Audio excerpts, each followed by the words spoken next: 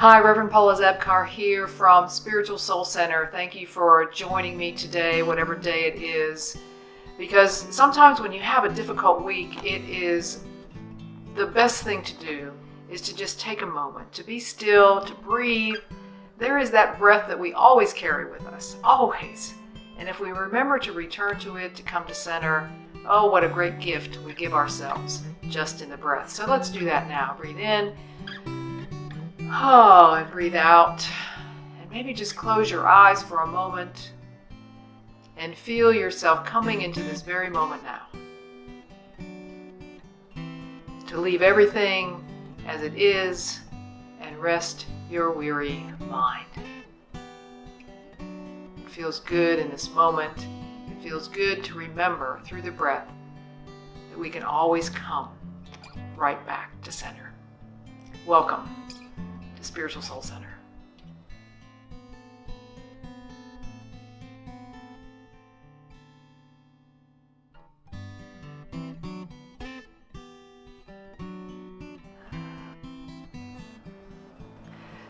So this is the last in this little mini-series that I wanted to do based on the Book of Joy, the conversation between the Dalai Lama and Archbishop Desmond Tutu. And what is joy? They've been teaching us through the 8 pillars of joy that they talk about in the book, how to cultivate joy, how to promote and improve the growth of by labor and attention. That's what we're doing here. Joy doesn't come from the outside, so we promote it in ourselves through these qualities of mind and qualities of heart.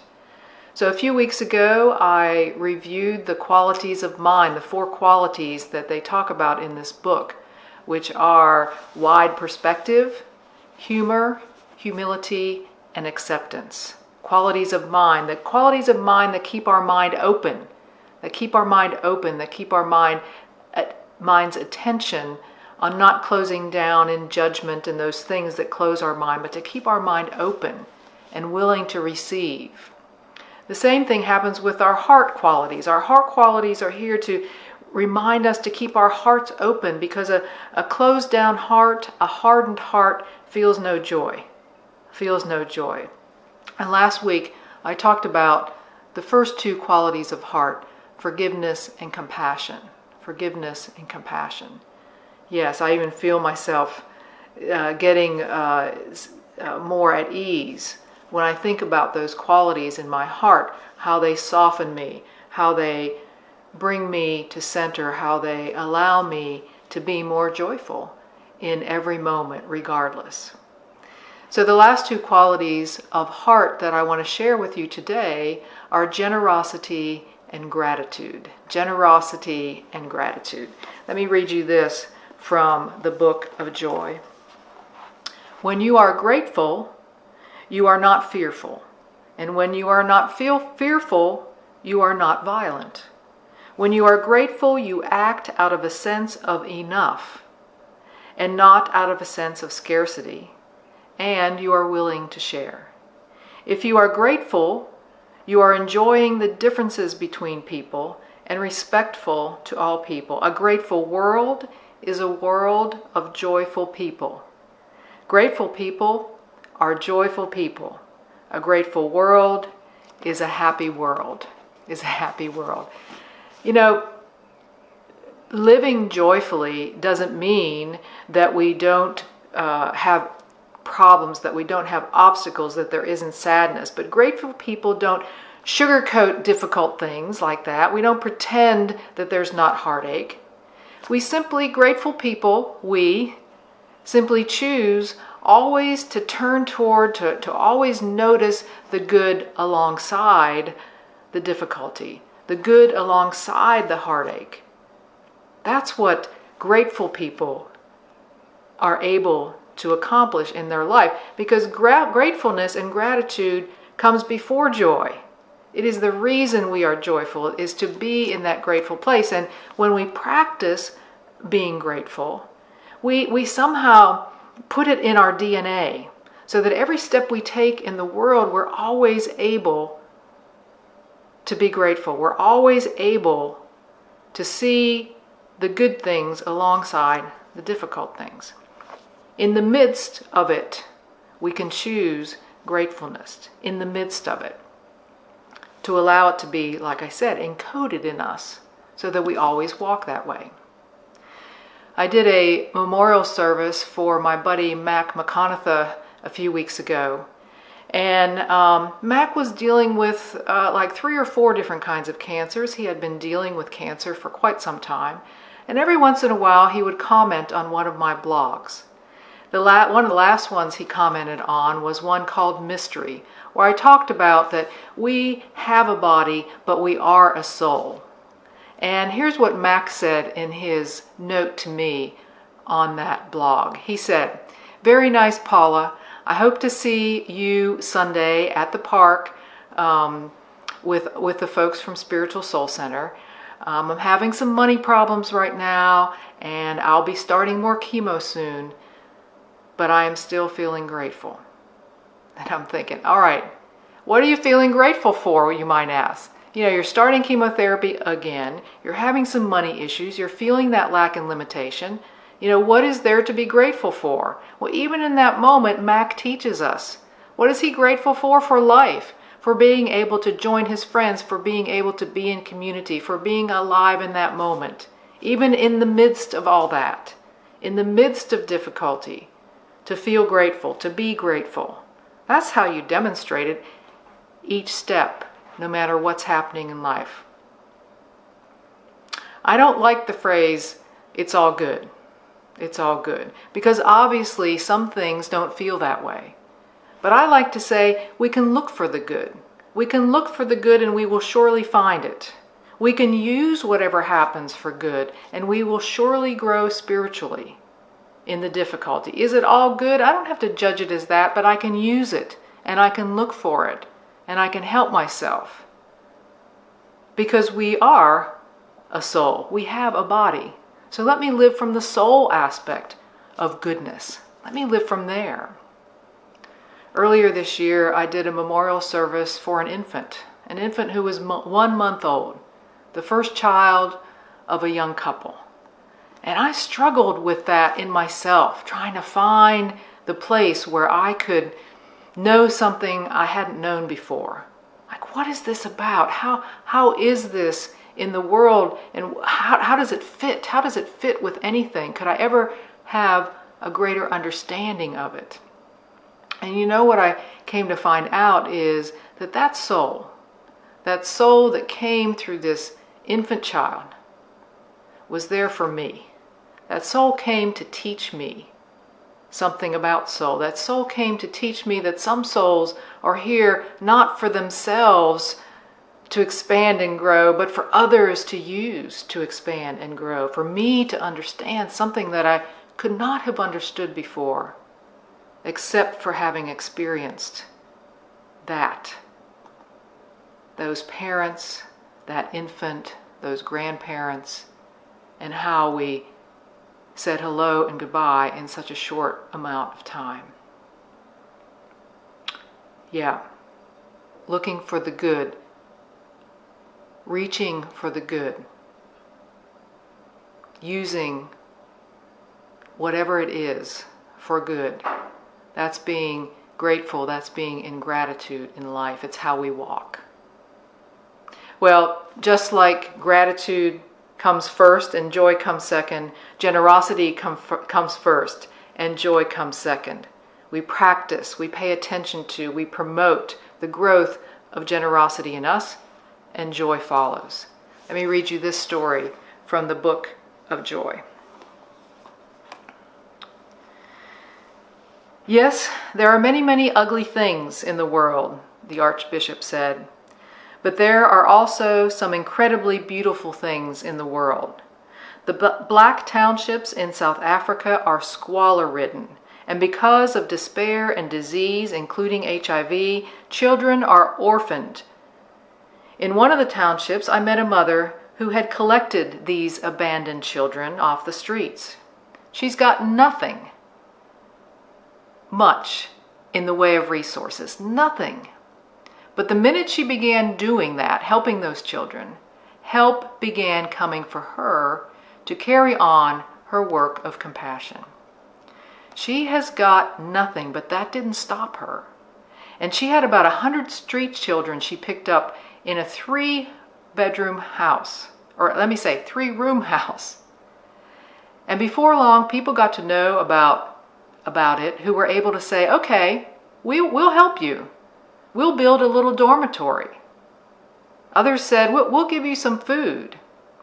And hey, presto, she had a home, and she's becoming a legendary figure, but she wasn't driven by wanting some fame or anything of that kind. It was just that she saw the children, and her maternal instinct said, no, this won't do. And so yes, I mean, one shouldn't pretend that people don't get overwhelmed by the sense of impotence, but do what you can where you can. You see, that's what generosity is about, doing what you can where you can.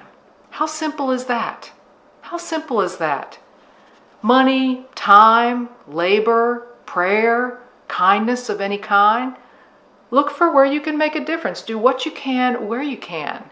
That's the simple answer to generosity. What do I have to give? If you are living, you have something to give. This woman teaches us that easily and simply. Simply. And it's not, generosity doesn't happen once a month or once a year or once a week when you write a check and send it off in the mail or when you do one good thing. It happens consistently over time, like every day, just like gratitude, to walk in generosity. Wherever I am, what can I do? What do I see? How can I offer what I have to give? You know, that happened to Paul and Tracy Wilkes, friends of Renee's and I, who went on the trip of a lifetime in 2006 to India. And they were staying in great hotels and eating wonderful food. And toward the end of their trip, Paul was aware of a street beggar whose name was Rena. She was a tiny, tiny 9-year-old girl. And he noticed that one of her eyes was not there anymore, and came to find out that that eye was gouged out by a darning needle, by those who sent her out to beg so that she could be a better beggar. Well, that was too much for Paul and Tracy to even comprehend. And they started a nonprofit called Homes of Hope. And now in 2021, they are building their 21st and 22nd orphanage. Homes for these girls, schools for these girls, to help them be what their soul is here to be. And their lives, Paul's and Tracy's, and everyone who has donated, who has been generous, who sees that and says, yes, sign me up. Yes, I want to contribute. Yes, I want to see these girls who I'll never meet. I want to see them be happy and joyful. I will be generous toward that. It's an amazing story, and still going on today. Still going on today. Let me read one more time from the Book of Joy this. Start where you are, and realize that you are not meant on your own to resolve all of the massive problems of the day. Do what you can. It seems so obvious, and you will be surprised actually at how it can get to be so catching. Remember, you are not alone, and you do not need to finish the work. It takes time, but we are learning and we are growing and we are becoming the people we want to be. It helps no one if you sacrifice your joy because others are suffering. We people who care must be attractive, must be filled with joy, so that others recognize that caring, that helping, and being generous are not a burden. They are a joy.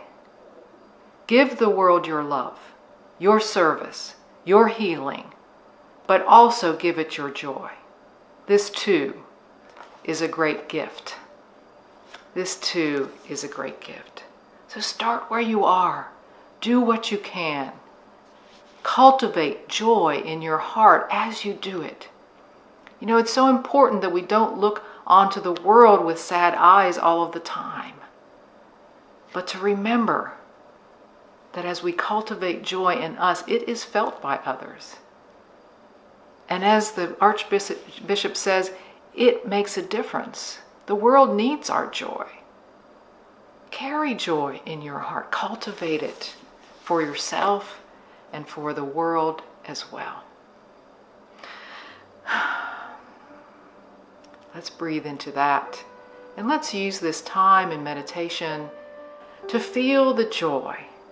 To feel the joy rising up in our heart. To experience it right in this very moment now. To simply breathe in and breathe out. And feel the joy, feel the ease, feel the grace, feel all of it right here, right now.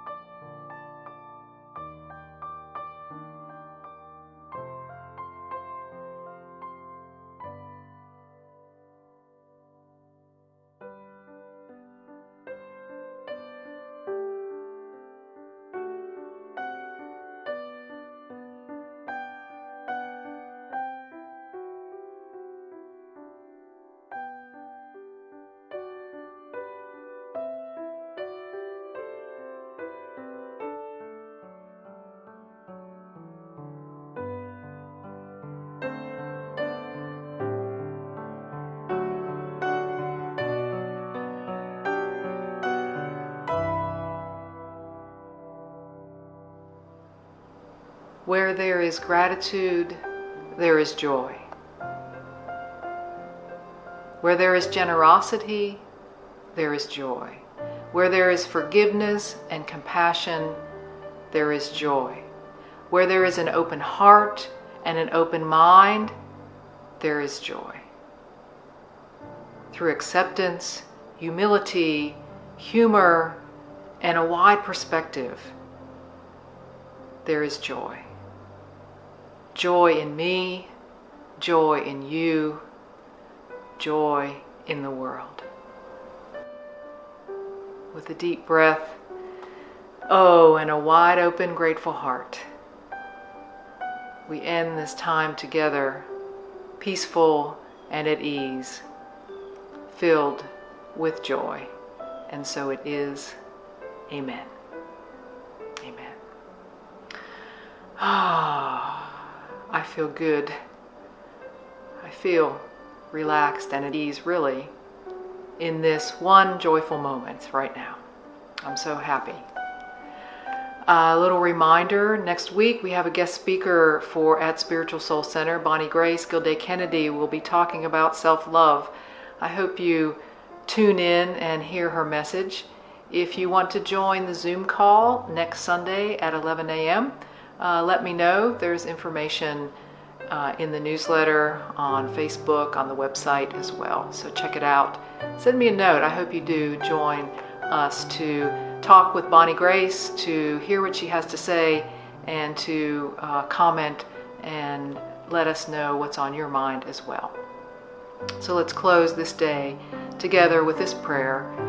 Let's keep in mind all of those in the world who are suffering, all those who are finding it difficult in the life circumstance they're in. And let's send them this. Let's keep them in mind as they find their way, as their hearts are healed, even as they are breaking, they are letting in the light in order to heal. Let's keep them all in mind as we say this prayer for ourselves as well. May I be filled with loving kindness. May I be well. May I be peaceful and at ease. May I be happy. May all beings be filled with loving kindness. May all be well. May all be peaceful and at ease. May all be happy. And so it is. Amen.